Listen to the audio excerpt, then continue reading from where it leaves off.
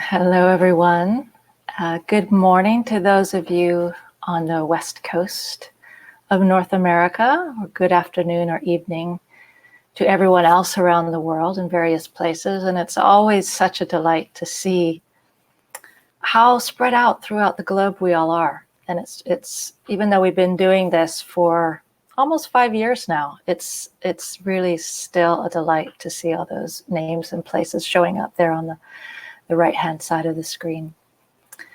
So welcome back to our original platform, Crowdcast. We hope that it hasn't been too much of a hassle kind of going back and forth, but I think this feels a lot more stable and a lot more user-friendly. So we're going to stick with this platform going forward. For those of you who are just joining us for the first time, my name is Amy Jacob, and I am the co-founder, along with Martin Aylward, of Sangha Live. And it's just been really touching to be involved in putting these daily meditations on. We've been doing it on a weekly basis for the last 5 years, but seeing how you've responded and your gratitude and your consistency with your practice is just really touching and really heartwarming. So I thank you for that sense of connection and that sense of community that is so needed, especially in these times. So I'll turn it over to Caverly Morgan, our teacher for today's session, our teacher for this week, in just a moment, but want to give you a little bit of an orientation for how this time will run. So we'll have an hour together, and Caverly will do just a brief introduction and contemplation on a theme, and then guide a 30-minute sit where we'll all sit together, and she'll guide parts of that, and parts of that will be in silence. And then after that, for those of you who would like to stay and ask questions or just share anything with Caverly, you're very welcome to stay, and we'll stay here on this session for the full hour for those who have questions. All of these sessions, these daily sessions and our weekly Sunday Sangha sessions, are only possible through the support of the Sangha. We're offering them freely. Anyone who wants to join is welcome, very welcome. And for those of you who can offer a contribution, a donation, we generously thank you for that. And to offer a donation, you can just click the green button just beneath the video window there at any time during the session or afterwards. And we really thank you for our ability to continue doing these sessions. Without your support, we would not be able to continue. So thank you very much in advance for your contributions. And I'd like to bring Caverly back onto the screen. Welcome her back to our session today. Welcome, Caverly. So great for you to be with us again. It's been a pleasure having you. And as I mentioned yesterday, Caverly's been one of our most consistent and supportive teachers on our platform for the last 4 or 5 years. And it's wonderful to have you back. And I'll turn the session back over to you. Thanks again for joining us. Thank you so much. Good morning or good evening. Jake, someone on the sidebar mentioned there's a huge echo, and for me it's quite severe, to the point where I think I have 2 of me in this room, so it would be pretty hard to continue.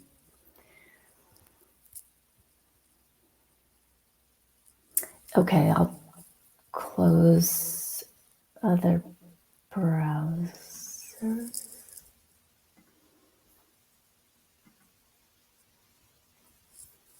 All right, still there.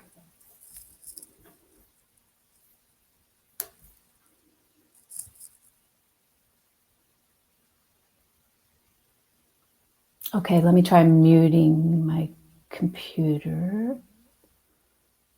That is wonderful. Okay, thank you. But now Jonathan says that mutes everyone. So Jake, you'll just have to let me know what we should do once we get to the Q&A. But can folks hear me now? Okay, the echo's gone now. Great. Yeah, that was trippy. That couldn't have worked. Thank you. All right. Lovely. So I'm trusting folks can hear me now. Great. Thanks, Jonathan. All right. All right. Thank you, Jake. Okay, friends. Lovely. All right. So as mentioned, I truly am filled with gratitude every time I show up to one of these calls. And I recognize that one of the reasons why is, as Jake was just mentioning, it's always been important to me that practice be accessible. I think that's one of the things that led me to create Peace in Schools. Seeing high school students be introduced to tools that I wasn't introduced to until later in life. But especially in times like these, what a gift that we have this opportunity to be together and to collectively focus on what's important right now. It feels critical. So thank you so much. And thank you again, Jake, for all your hard work. So many folks on this call work with me regularly or come on retreats with me or know me. If you don't know me, just if you'd like to know more information about my background, I honor that you could check out caverlymorgan.org.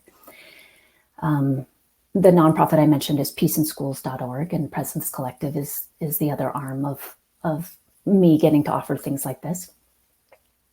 But for those that know me, you know that I'm often a very big advocate of the simple practice of being with what is. And what that often translates into is I don't tend to focus a lot in my own practice or in my teachings on anything that could even slightly whiff of go to a happy place.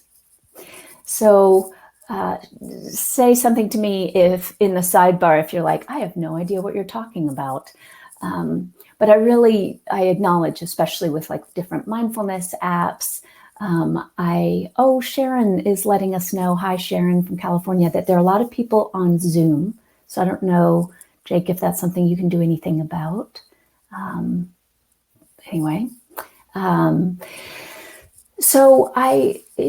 This especially, thank you, Jake, especially in this age where there are a lot of mindfulness apps, I have many people in my life that report to me that their view of meditation is picture a desert island. And I trust if you're showing up for a call like this, that meditation for you isn't just about trying to feel good or, again, going to the happy place.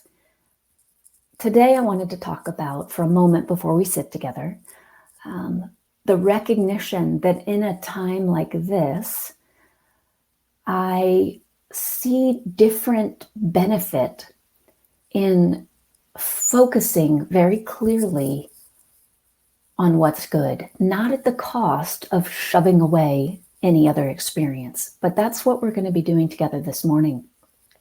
I was very struck yesterday that someone in our community yesterday morning, and perhaps they're here again, I would love it if that was the case, made reference to a 38-year-old nephew who passed due to the coronavirus. And then following that experience, I was on Zoom calls most of the day and received much more information about people who are wading through extremely dark times. And perhaps you're one of them. It's a good time to focus on the light. Again, I preface this because that practice isn't the same as we're going to escape together. That's a very important thing for me to name. We won't be served in moving through this crisis if we just put our head in the sand, don't stay in touch with each other about what's happening. But we also won't be served if we can't find our way up and out of what might feel like the darkness. So with that, I'm going to begin the meditation. Again, we'll have question answer in the end. Thanks for getting all those technical kinks worked out. Thank you again, Jake. We'll sit for half an hour together. The only drawback for me of Crowdcast is that now I don't get to see like cat noses, dog pass-throughs. So I'll just have to hold in my heart that you're there sitting with your furry friends. Mine's downstairs, but maybe I'll bring him tomorrow morning. All right. Coming into the position that works best for you, the seat of dignity, if you will, or as we talked about in yesterday's call, for some of you, you might wish to do this meditation lying down. Thank you for letting me know there's a cat on the lap. Ines. It's a sweet image.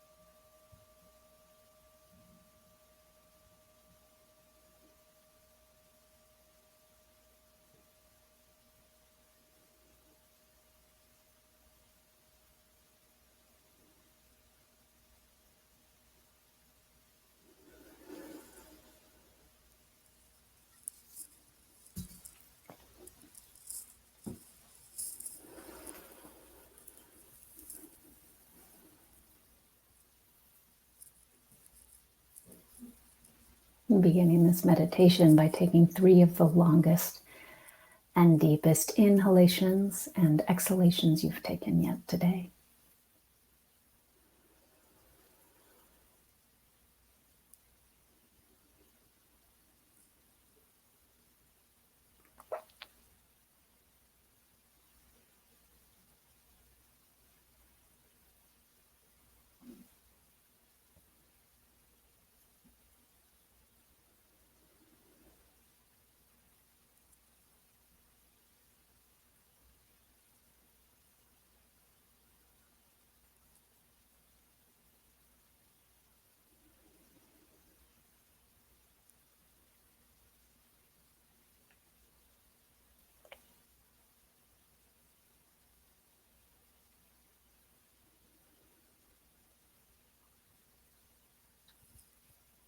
We're going to begin this meditation by focusing on the energy body.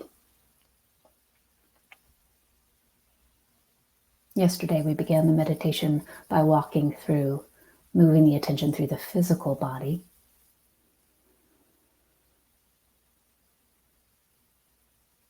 This morning, I invite you to begin by picturing the space above the crown of the head.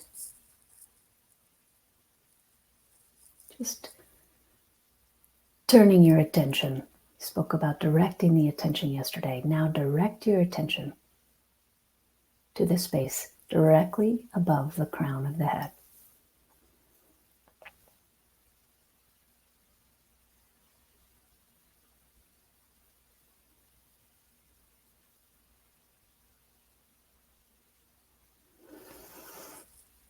In the same way that you might direct your attention to the sensation in your left hand or the sensation in your right knee.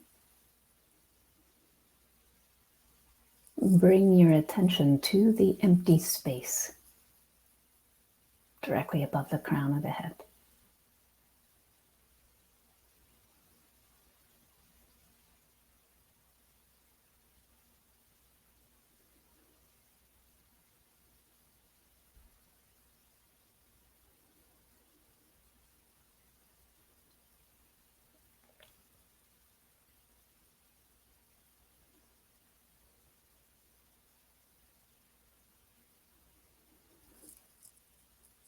Now visualize that in that space above the crown of the head,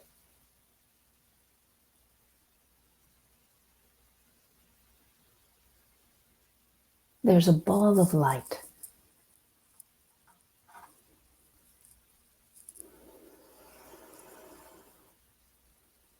It's got fuzzy edges. It's not a tightly contained ball of light.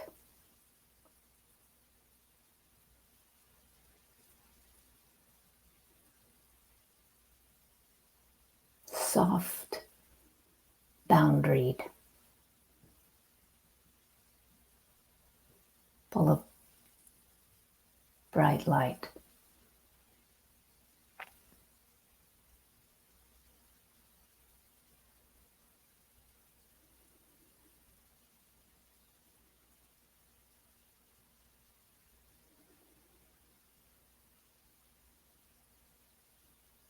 In your inhalations, simply notice the light, and on your exhalations, allow the light to glow, to brighten.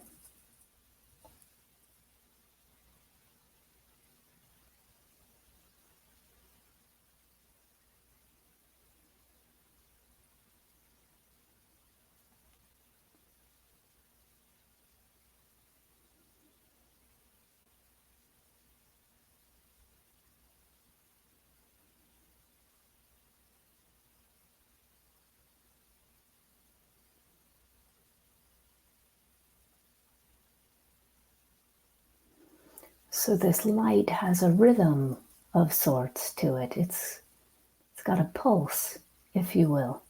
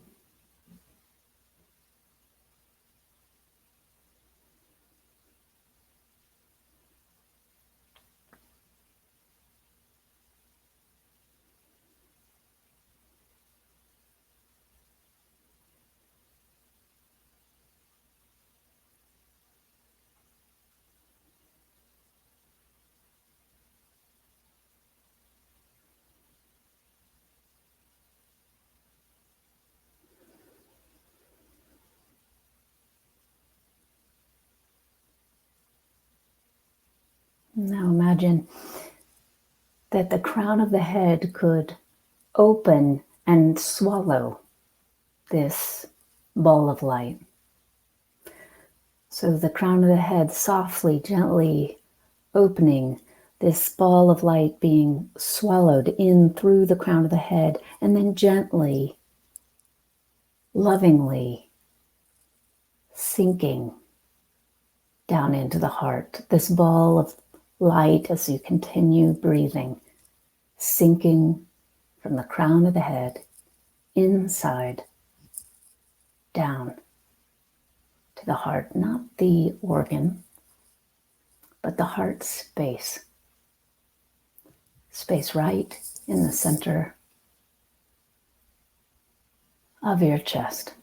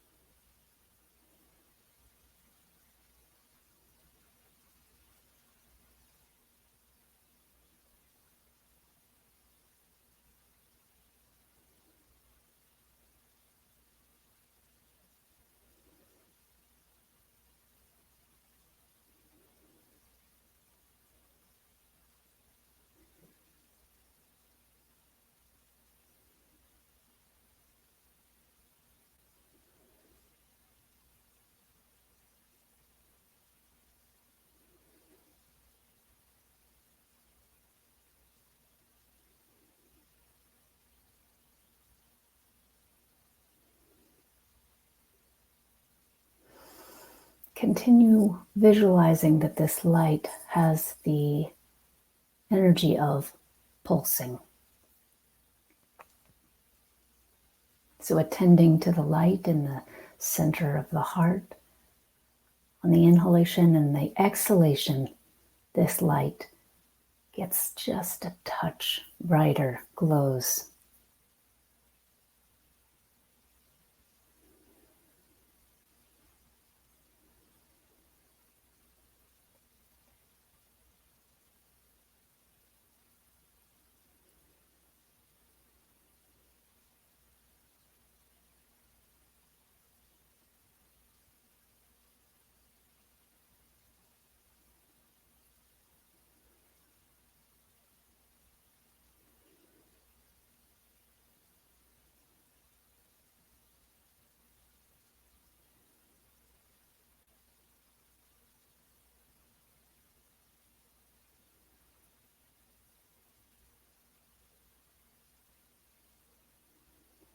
Now, visualize that on each exhalation, as this light is glowing, the light is now also rippling. As if when that ball of light in slow motion sank down into the heart, it dropped into an open, expansive field of water. So with the pace of the breath, the water now ripples with each exhalation, the light expanding out from the heart in all directions, equally expanding through the back, from under the arms, and out the front.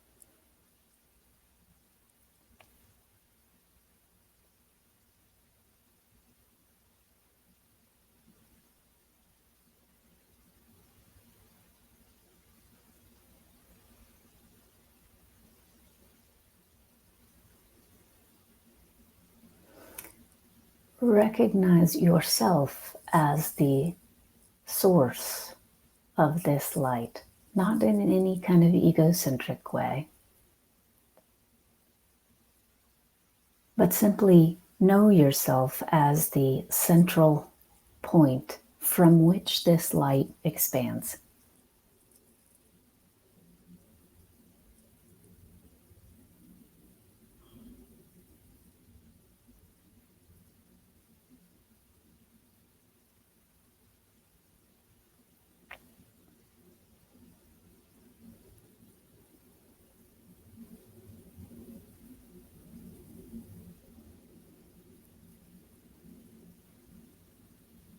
So right now you're recognizing you are not the one who is full of worry or fear.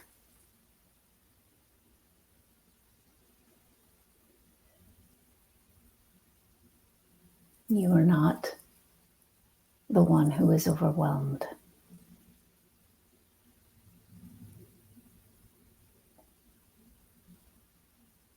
You're not the one who's angry or bitter. All of those aspects of experience are being touched now by the rippling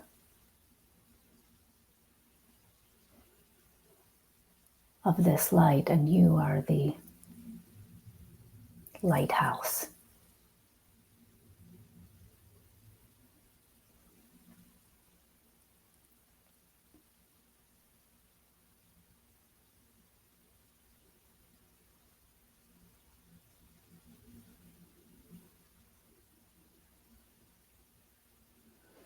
So we're not getting rid of anyone or anything. We're not feeding the duality of don't focus on the dark, focus on the light. Don't focus on negative self-talk, focus on positive self-talk. This is about recognizing yourself as a lighthouse.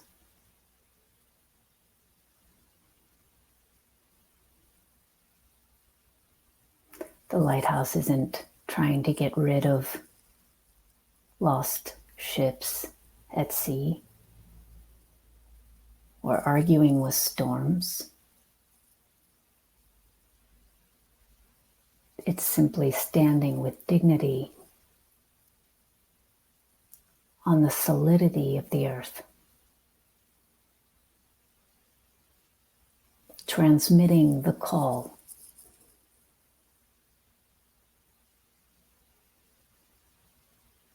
of conscious, compassionate awareness.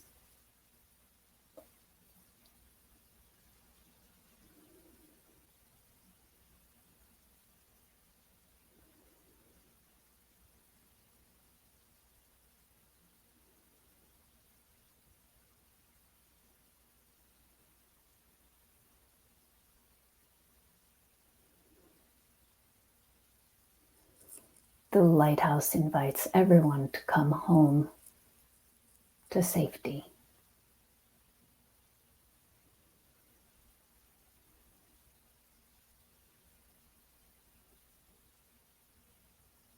You stand firmly on this bedrock of safety.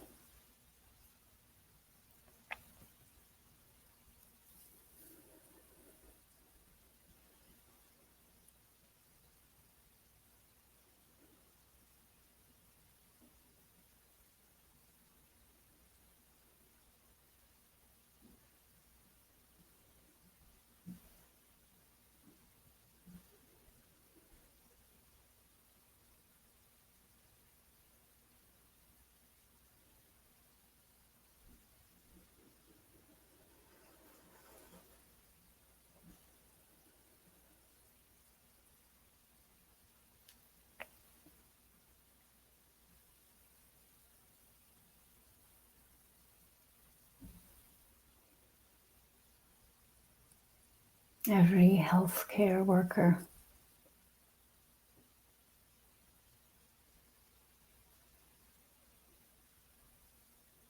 gently being touched by this light. I just had the image of a nurse by a hospital bed, where another nurse just gently pulls a curtain back and light fills the room.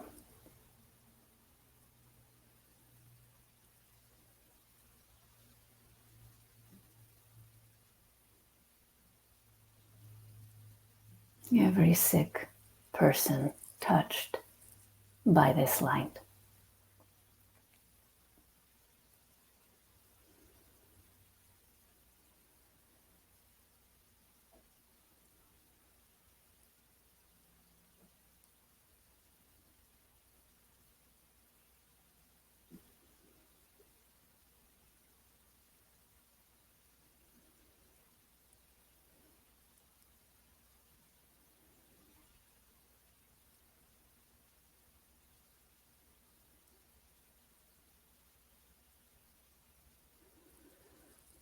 Family members of those who are sick, again, including you,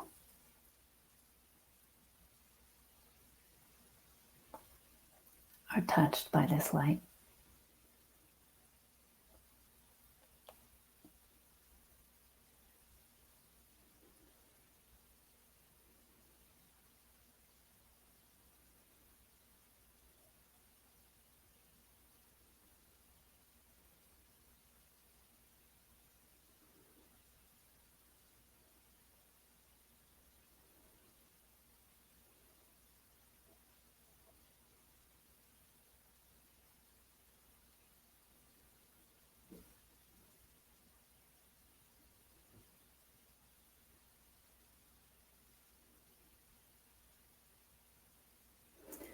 children who are at home in unsafe circumstances.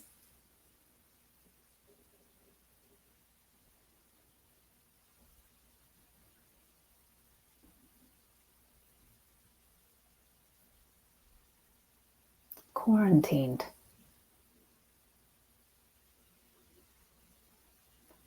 Are touched by this light.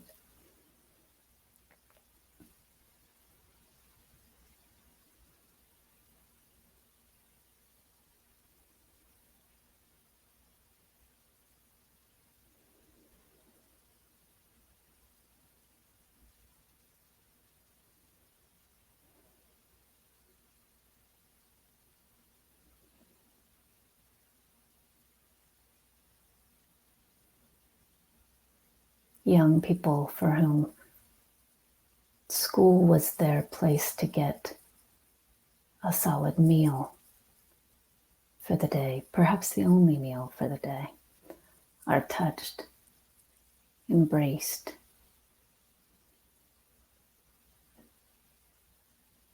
moved by this light.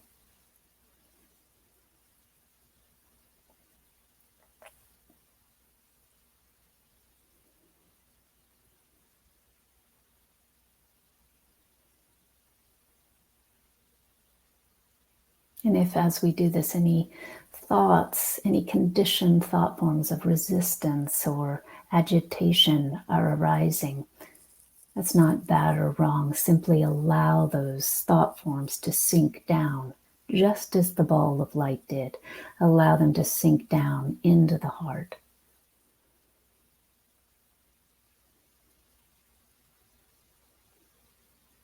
To be digested, integrated into this light, not pushed away.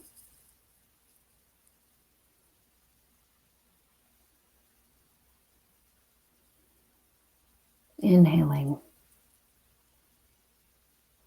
aware, exhaling, glowing, expanding.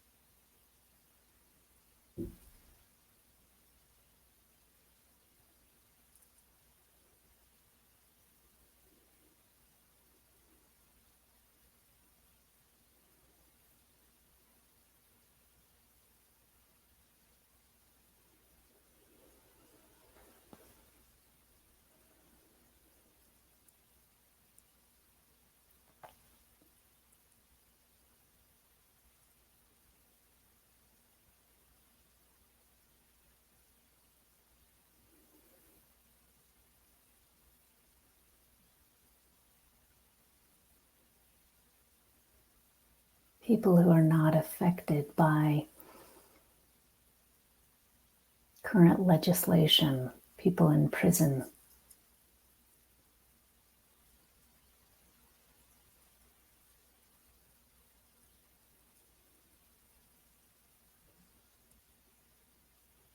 touched by this light.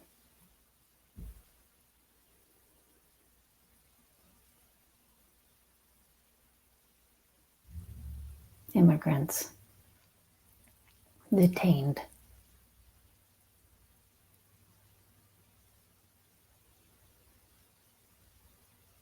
no option of social distancing,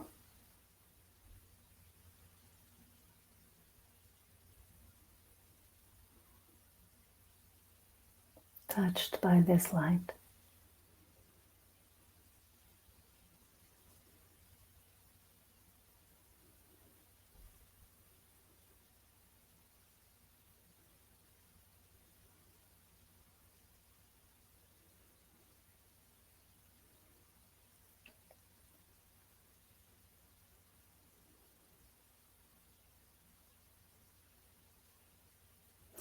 Allow the peace of presence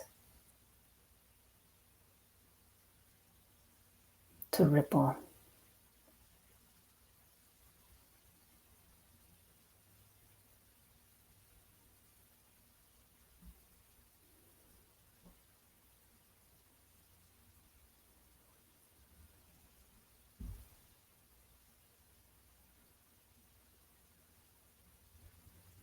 In that, recognize again, not only are you not forgotten, but come back, return to that knowing.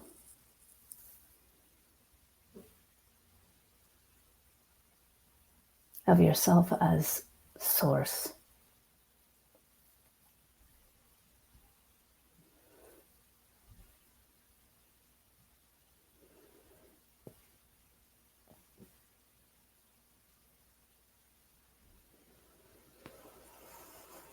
The spirit of generosity pervading,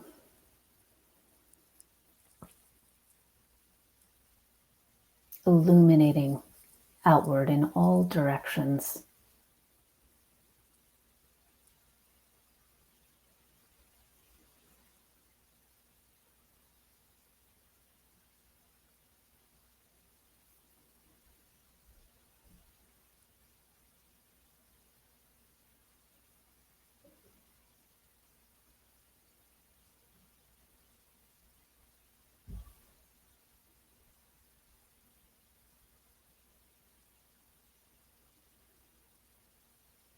Simply resting now in silence together.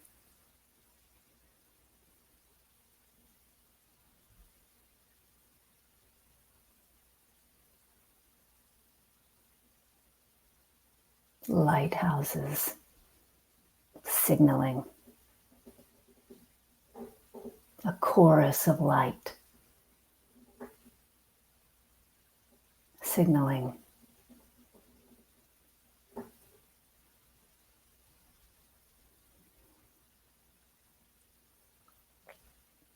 Pulsing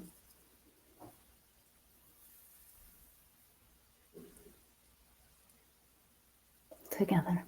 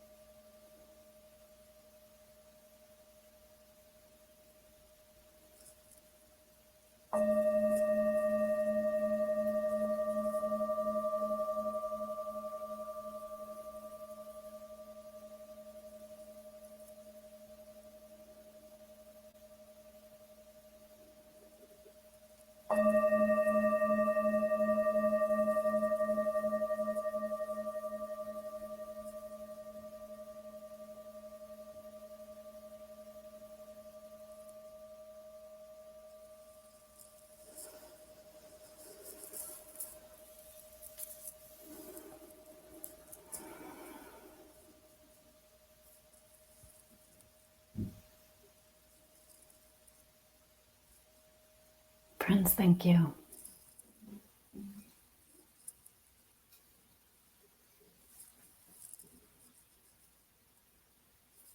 Thank you. We'll move now into a bit of a discussion as we have been. And before we do, I do recognize that some people need to head off to work, and that's understandable. So just so you don't miss it, I want to put in another plug to support this platform. And one nice thing about Crowdcast is that green button is right below your screen. That supports so that we can pay for Crowdcast. Of course, what you're really supporting is Sangha Live and all the people it takes to make this possible. You're also supporting the various teachers that come on so that these teachings can continue to spread like light through the world. So please donate as you're able. And a reminder, if your work has been compromised right now, if you don't have the capacity to support this, we understand. Thank you for being here. All right. So I would love to hear from folks. Melanie, thank you. I'm glad it helped to feel your source of light rippling around you, that it's helpful and that you'll use this. Thank you. Thank you, Catherine, for saying goodbye. I see actually that there's one question. Okay, Sue, it's a technical thing. Don't know how to make a comment with this new platform. Yes, let's, Jake is saying for any questions, please click on the Ask a Question button, type them in. And then I'd also love to see you on screen. That would actually be my preference. If there's anyone that would like to come on screen, Jake, can you remind folks on the sidebar there how they would do that?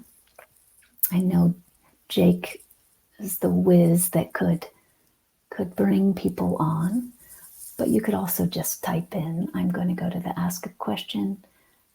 Someone's asking, can we connect via Zoom? I'll let Jake handle that. And perhaps that would be a good question for after this call. So maybe you could email Worldwide Insight about that. They have lots of reasons for doing things the way they're doing things right now. I keep saying Worldwide Insight, I believe, but I want to use the new name, Sangha Live. So, great. Good to hear that Ponce is with us. Info at Sangha Live is where you could write us and just let us know what you think of this platform, all of that. But for now, I'd like to stay with our experience of this meditation. And Amy, you wrote, I have a tough time with visualizations. I tend to think in words. So I just wanted some ideas about that. By all means, two things. One, notice the self-talk. I have a tough time with visualizations, not because it's false or it's not your actual experience, but because I always like to question if I weren't feeding that thought form with my attention, would that actually be true? I think many of us are conditioned to think that visualizations would need to be technicolor, brilliant experiences in order for them to be valid. But sometimes it's as simple as, can you picture a rainy day? If you can, then you have the capacity to visualize. Don't let the conditioned mind take hold of this one. If you aren't having what feels like a direct experience, simply allow yourself to do what you usually do in your meditation practice, which is notice everything there is to notice about that. Notice all of the self-talk about that experience. Notice whether the attention goes to feeding that story, that self-talk, rather than just staying with the prompts. All of it's good information. As I often say, everything has the opportunity to enlighten us. If we use everything, if we treat everything as an opportunity for enlightenment. So thank you for writing that in. Oh, wonderful, Maria. Golden light rejuvenation beyond what I could have imagined possible. Thanks for letting us know. Any other questions? Okay, Emily, thank you. Today, I had loads of distractions in my environment. Would you help with this? Dogs barking, people talking a lot. You know, this is one of those times, I believe, where the practice of accepting what is critical. So babies are crying, dogs are barking. Can we allow whatever experience we did have to be as it is? Can we not add all of our conditioned layers of, but I wish it was different? I mean, on a technical level, this is being recorded, and you will be able to access it later. So you might want to listen to it again when you have more quiet and more space. But you know, most of us come to meditation because we're seeking peace. And we know, even if it's just have had glimpses, that the peace we long for is an inside job. We're not going to get it through buying more things. We're not going to get it through making sure we don't get sick, as if we had control, 100% control over that. So allow yourself to feel that peace, even if your meditation wasn't peaceful. That's why sometimes these things can be dicey. That's why I opened with what I opened with. It's important to acknowledge this isn't about if you had this experience of I'm one with the light, you did it right. And if you didn't, you've missed some big opportunity or you've done it wrong. Not at all. If I, for the entire meditation, was caught in resistance, I just wanted the facilitator to be quiet. This isn't what I came for. I didn't want a guided imagery this morning. That's fine. Can you simply notice, and what's the result? What am I living in if all of my attention is feeding that experience? Again, it's not bad or wrong, just helpful to see what the result is. Imagine now, for a moment, that with all of those thought forms, you are able to say, yes, this too. Yes, agitation. Yes, dogs barking. Yes, babies crying. Yes, someone not being respectful of the fact that I'm meditating and making lots of noise in the kitchen. Yes, yes, yes. The lighthouse shines equally, pulses evenly for all of those experiences. So we're recognizing ourselves as that which has plenty of room and space for all of those experiences. In fact, calls equally to all of those experiences. Calls to proclaim, this is the ground of presence. You are welcome. Light is here. Again, this is not an egocentric thing to call ourselves, claim ourselves as the light. This isn't about the illusion of a self that is separate from life claiming that seat. It can't claim that seat.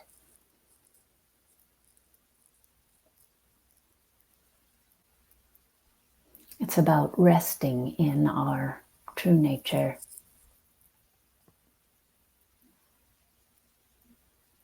Our infinite, borderless,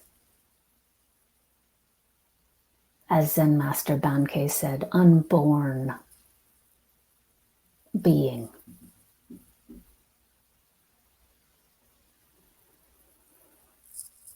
Thank you.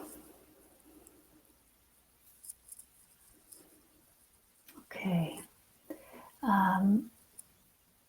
Sue, I'm noticing I'm feeling uncomfortable today with changing the platform and playing with sitting meditation on my own this morning during a time of higher anxiety because of this pandemic and great changes. Is it beneficial to have some consistency or boredom? So in my experience, what's beneficial is presence. The external objects of experience are going to shift and change. Yes, if you have the capacity to sit at the same time every day, you might find that helpful. If you have the capacity to have the environment be quiet, that might be helpful. But those are outer dressings of practice. What we're talking about today is the inner expression of being, resting in the seat of being. Expression isn't even necessarily the right word. It might be more the illumination of being.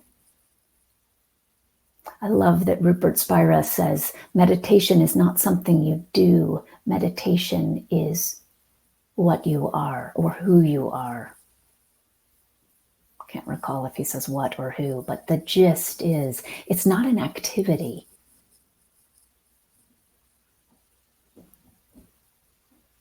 Thank you, Sue. Julian, I've been moved by your guidance. I cried. Tears were fluid and bright. It answered something that was here. My question now would be, how do you relate to this quote? The important is not the intention. It's paying attention to the intention. Yes, I think that's a great quote, Julian.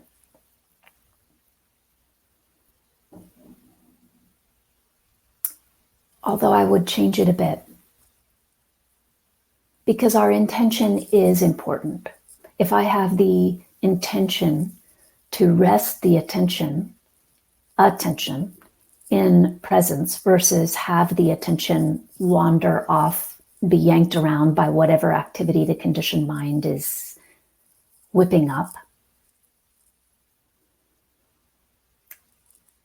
I'll have a different experience. So the quote you gave is a step one of sorts. So paying attention to the intention is useful, because if I see, my intention is to rest in peace, I'll notice all the different ways that my attention doesn't stay with that intention. So the paying attention piece is very important, and intention can be very important. This is a bit of a shameless plug, but it did just come through that on the Sangha Live platform, I have a course called Consciously Setting Intention for the New Year, or something about the new year. I've forgotten the name at this point. Awake in the New Year, I believe. But we do focus on intention a lot, and it's absolutely not only a relevant thing during the New Year time. So I just want to put in a plug for that. If this conversation about attention and intention is interesting to you, we focus a lot on conscious intentions. So yes, knowing what our intention is important, and then attending to that intention, having the attention, allowing ourselves to notice when we're not sticking with that intention, only happens through a practice of paying attention. But I would say the intention's important. We all need right now clear intention. Everybody on this call has a form of clear intention just by you showing up for this call.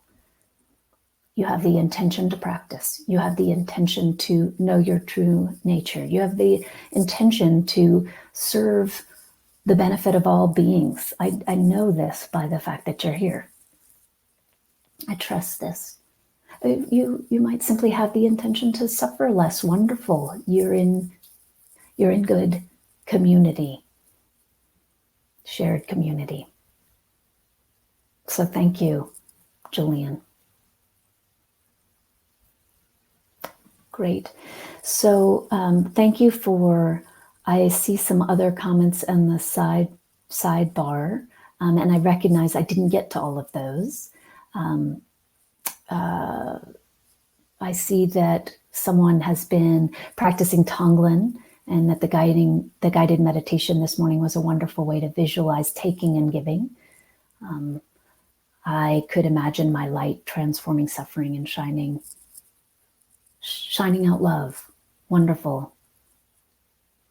So let's end with that. Let's end with the recognition that we are that which can shine out love, that this giving and taking is like one ocean wave that moves forward and back, recedes and expands.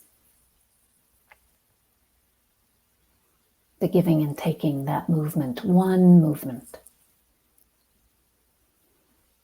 And as Gina brought up recently in a call, remembering ourselves, including ourselves, because we are part, not remembering the egoic self per se, not focusing on myself as a separate body mind from everything else that's happening, but recognizing my inherent place in this field of shared being. Thank you for being. Thank you for loving. Thank you for your generosity of spirit, and for your willingness to have direct experience. And remembering that no matter what your experience is, it's welcomed in the field of shared being.